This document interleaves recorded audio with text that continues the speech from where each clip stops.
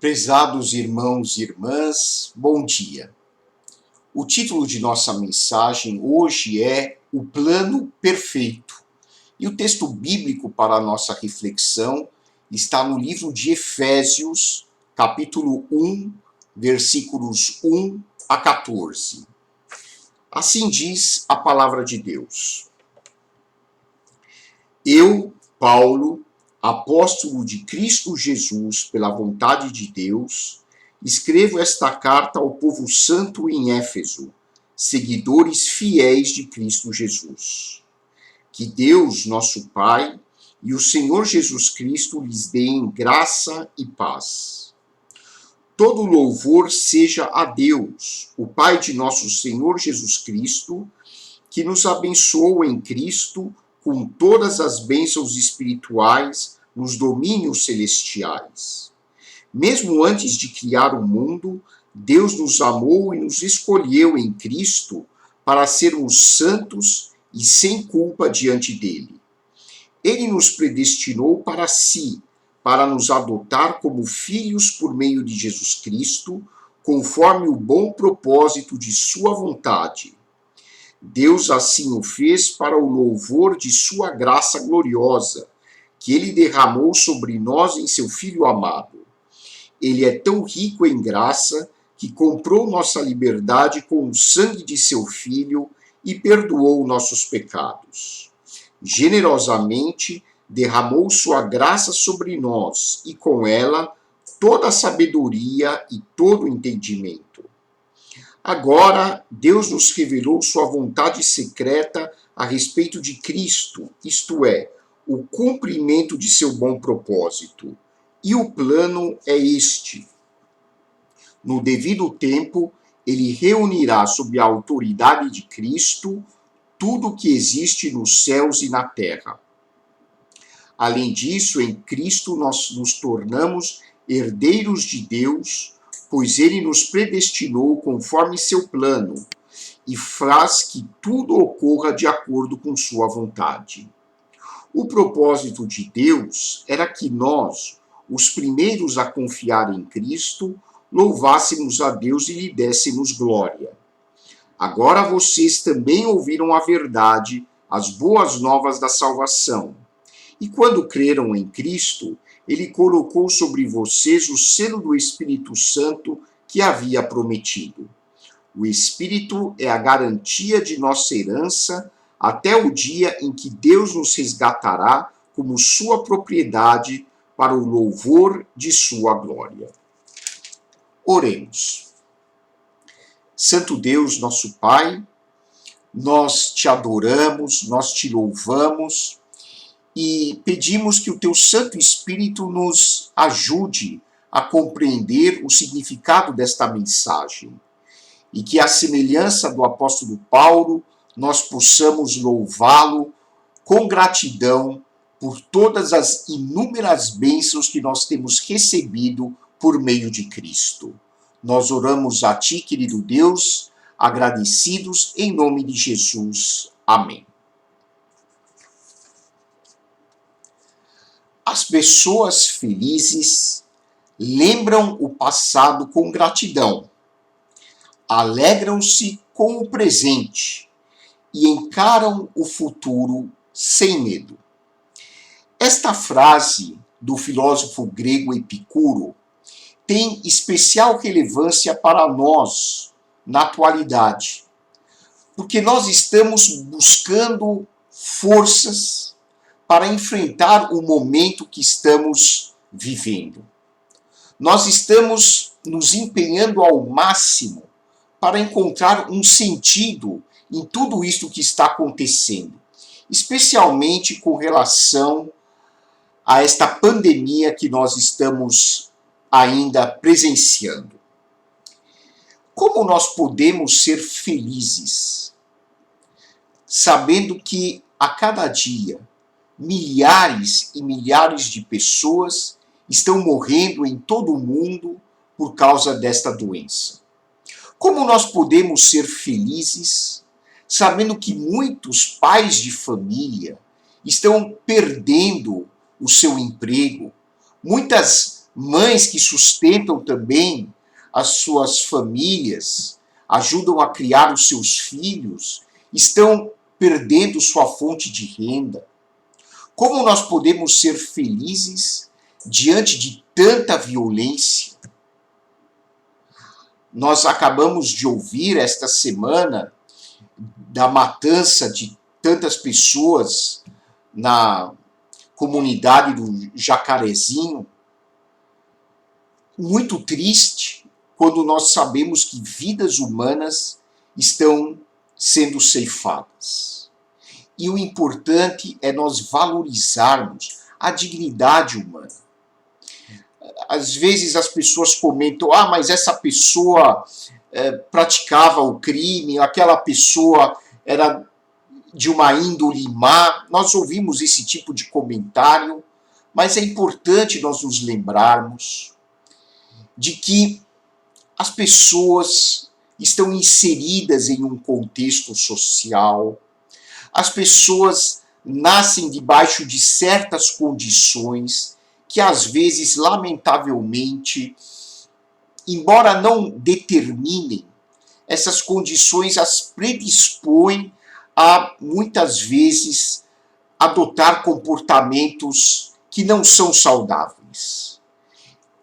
Como cristãos, é importante nós respeitarmos a vida humana.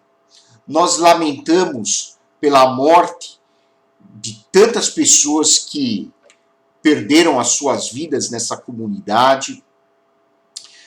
Houve um policial também que cuidava da sua mãe que tinha AVC, que tinha uma sequela de AVC, que está acamada.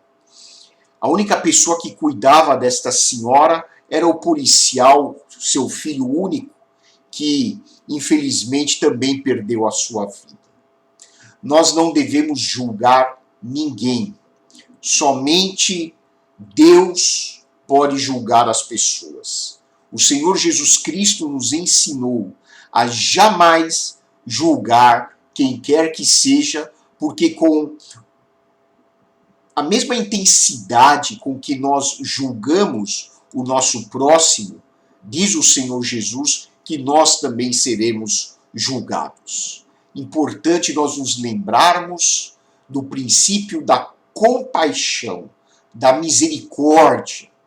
Como cristãos, nós somos chamados a viver fraternalmente, pacificamente, desejando o bem ao nosso semelhante. Viver no mundo de hoje é um tremendo desafio. Nós estamos vivendo dias muito difíceis e estamos ficando emocionalmente sobrecarregados e às vezes nós canalizamos para o corpo todo este sofrimento emocional que estamos vivenciando. Viver nos dias de hoje é um desafio porque, por um lado, nós não podemos ignorar a realidade. Não podemos nos tornar pessoas alienadas. Mas, por outro lado, a vida segue. A vida continua. Você que, graças a Deus, está com saúde nesse momento, você tem a sua família, talvez você tenha seus filhos para criar, ou você está fazendo uma faculdade, você ainda tem sonhos. Então, a vida segue. E sem felicidade, sem disposição interior, sem vontade para viver, nós morremos por dentro. E o apóstolo Paulo, escrevendo aos Efésios, faz uma afirmação muito semelhante ao do filósofo Epicuro. Só que de uma perspectiva espiritual. O apóstolo Paulo, no capítulo 1 de Efésios, lembra os seus leitores que nós, como cristãos, como pessoas espiritualmente conscientes, também devemos louvar a Deus pelas bênçãos que Ele já nos concedeu. Nós devemos ser pessoas felizes, alegres, quando no presente lembramos do poder com que Deus nos livra diariamente das tentações e da tirania do pecado. E nós podemos ser esperançosos com relação ao futuro, porque o plano de Deus certamente se cumprirá. E é sobre este plano que nós vamos conversar neste momento. Um plano que é maravilhoso, um plano que é perfeito e um plano que você e eu somos exortados pela palavra de Deus a conhecer e a conhecer profundamente. Muitas vezes nós sofremos porque nós nos esquecemos daquilo que a Bíblia nos ensina. E quando nós lemos este capítulo 1 de Efésios, nós somos lembrados de uma das coisas mais importantes que Deus quer que você e eu tenhamos sempre em mente, que é a certeza de que o plano que Ele estabeleceu antes da fundação do mundo se cumprirá. E quando Deus determina algo, não há força nenhuma no universo que possa deter a sua vontade. Então vamos lá, vamos ver que plano é este. O texto deste capítulo nos apresenta de maneira clara e objetiva os principais elementos de um plano pré-ordenado por Deus e que inclui você e me inclui. E o primeiro elemento é de que Deus, por meio de Cristo, já nos concedeu todas as bênçãos celestiais e, através destas bênçãos, nós podemos viver uma vida abundante aqui na Terra. Você provavelmente se lembra de um ensinamento de Cristo aos seus discípulos, lá no Evangelho de João, quando ele, conversando com os apóstolos, os seus discípulos, os seus seguidores, ele disse o seguinte: o ladrão vem somente para roubar, matar e destruir. Eu vim para que vocês tenham vida, e vida em abundância. Quando Jesus fala do ladrão, você e eu entendemos bem o que ele está dizendo. É só você ligar a televisão, é só você ouvir alguns programas de rádio, você vai ficar saturado da violência que ocorre diariamente. Parece que todo dia pessoas são assaltadas, vítimas de assassinato, vítimas de fraude, de extorsão. Então nós entendemos bem o que é ser vítima de uma pessoa que tem um coração dominado por este tipo de pensamento maldoso.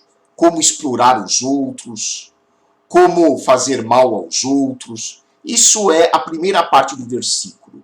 Mas Jesus complementa e diz assim: eu vim para que vocês tenham vida e tenham em abundância.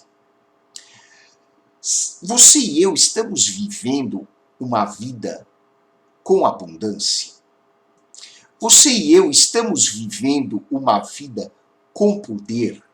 Uma vida plena, uma vida espiritualmente satisfatória, uma vida em que você pode dizer assim: não, de fato, eu estou alegre por viver.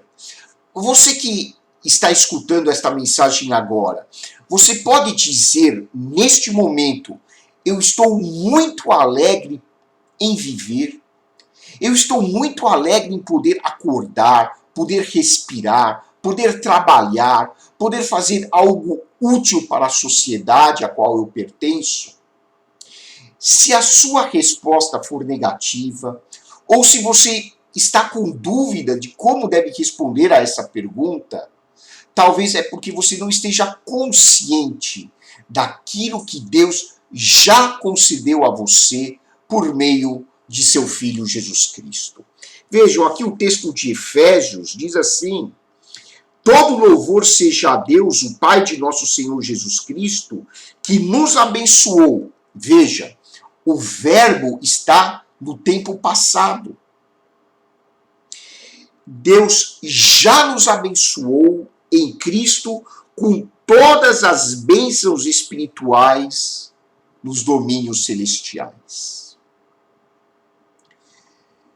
Que bênçãos são estas?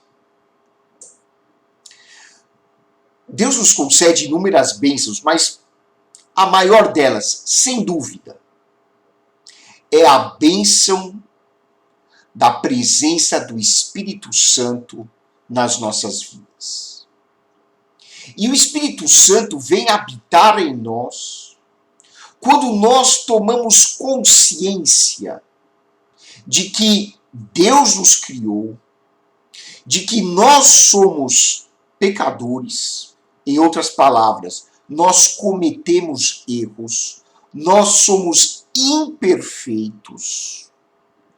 E nós, então, convidamos Jesus Cristo para entrar em nossos corações e ser o Senhor e Salvador de nossas vidas. Quando nós convidamos Cristo para ser o nosso companheiro, para ser o nosso mestre, para ser o nosso guia, o Espírito de Cristo, que é o Espírito Santo, que é também o Espírito do Pai, passa a residir em nossos corações.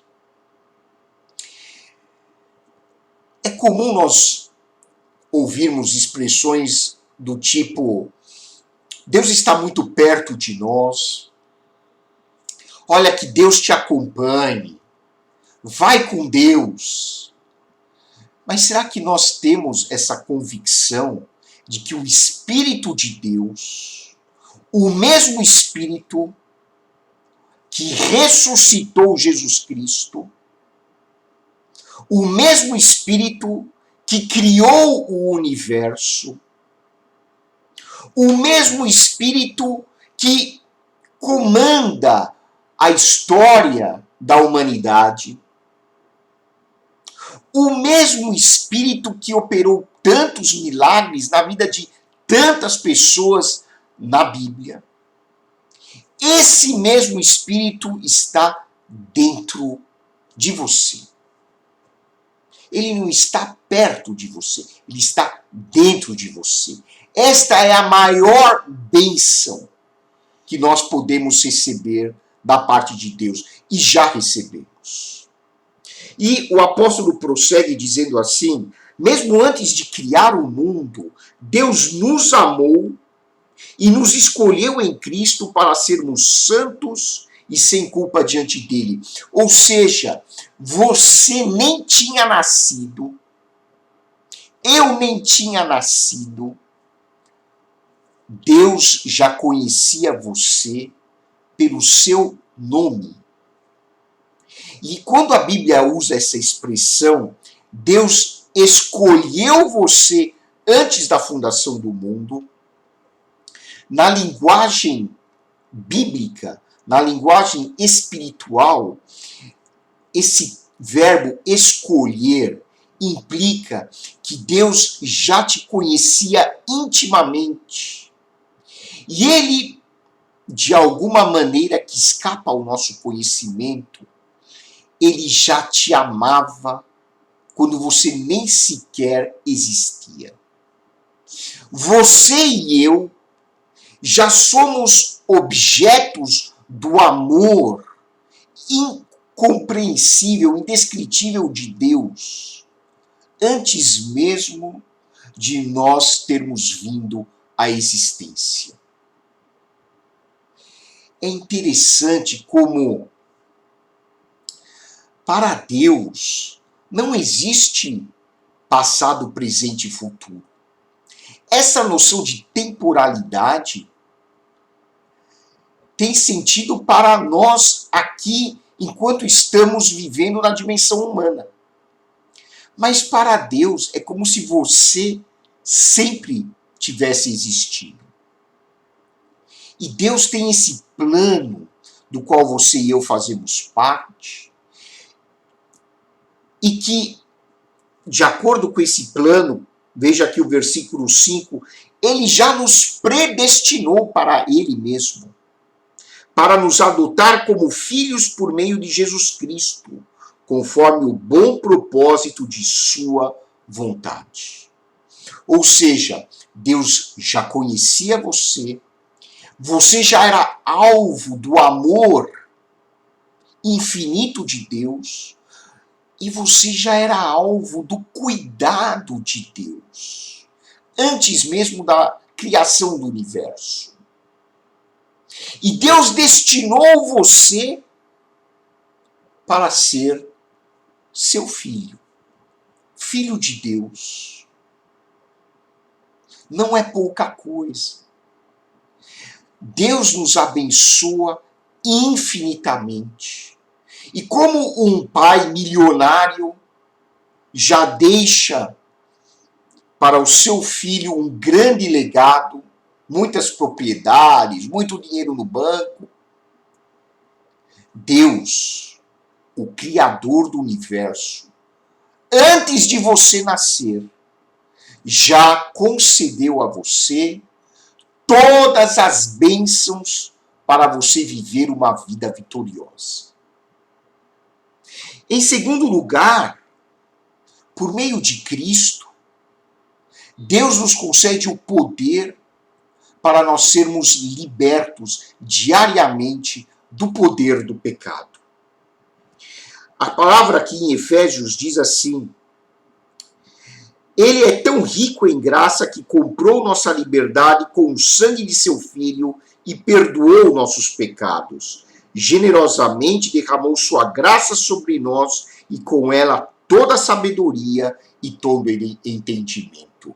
Deus nos livra do poder do pecado. O pecado não tem mais poder para dominar a nossa vontade. E isso só ocorre porque o Espírito do Senhor está dentro de nós. Uma pessoa que não é regenerada em Cristo até sabe o que é bom e o que é mal, mas não tem poder para resistir ao mal. Somente quando nós temos o poder de Deus em nossas vidas é que nós podemos ter a força para dizer não ao pecado. E nós ainda vamos pecar porque somos imperfeitos, mas é o poder da graça de Deus em nós que nos capacita a resistir ao pecado e a andar e a praticar o amor. De acordo com o texto bíblico, Deus nos concede diariamente toda a sabedoria e todo o entendimento para nós discernirmos a sua vontade. É importante nós vivermos esta vida com sabedoria, com inteligência, com conhecimento e até mesmo a capacidade para sermos bons profissionais. Deus nos concede. Faz parte do seu plano para você e para mim. E em terceiro lugar, Deus, por meio de Cristo, governará o universo inteiro no futuro. Deus já governa o universo hoje? Já. Mas no futuro, e essa é a grande notícia que nós recebemos do apóstolo Paulo, Deus governará o universo de maneira que o mal não existirá mais.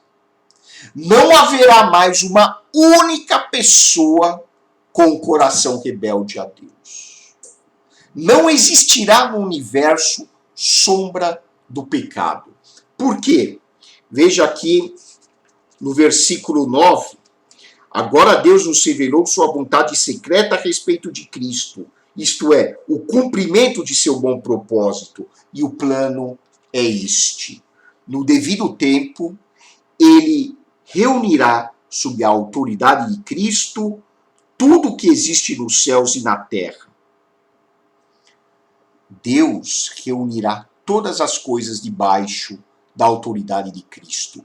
Ninguém, nenhuma criatura, nenhum poder, nenhuma instituição poderá se opor à vontade de Deus, que é o amor.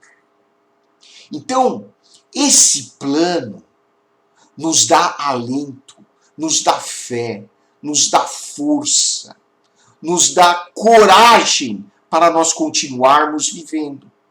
Porque sabemos que o mal que nós presenciamos hoje vai desaparecer. No futuro, conforme Paulo escreve também aos Filipenses, todo ser humano, toda criatura que um dia existiu, se prostrará diante de Deus e louvará o Senhor Jesus Cristo para a glória de Deus Pai. Como diz Paulo em 1 Coríntios, capítulo 15, versículo 28, Deus será tudo em todos. Essa é uma notícia boa para você? Essa é uma notícia fantástica. Essa é uma notícia tremenda. A verdade de que todas as coisas serão sujeitas à autoridade de Cristo. E sabe por que isso foi possível? Porque Cristo removeu o pecado que assolava a humanidade. Embora muitos ainda vivam debaixo do poder do pecado porque não se conscientizaram da salvação em Cristo, na eternidade futura, todos adorarão a Deus por meio de Jesus Cristo. A expressão que está no livro de Filipenses, capítulo 2, versículo 11, todo joelho se dobrará e toda língua confessará que Jesus Cristo é o Senhor para a glória de Deus Pai. Essa expressão que aparece no Novo Testamento grego, confessar, toda língua confessará. A expressão confessar implica louvor e gratidão. Que você e eu possamos ter esta consciência do poder do Espírito Santo em nossas vidas. Que nós possamos conhecer este plano maravilhoso de Deus, pelo qual Ele nos predestinou para sermos seus filhos por meio do Senhor Jesus Cristo. É esta fé que nos conduz à vitória. Que Deus abençoe ricamente a sua vida e que conceda a você bênção sobre bênção. Uma excelente semana e que a graça de nosso Senhor e Salvador Jesus Cristo, o amor de Deus, o nosso Pai, e a comunhão do Espírito Santo sejam com todos vós, agora e para sempre. Amém.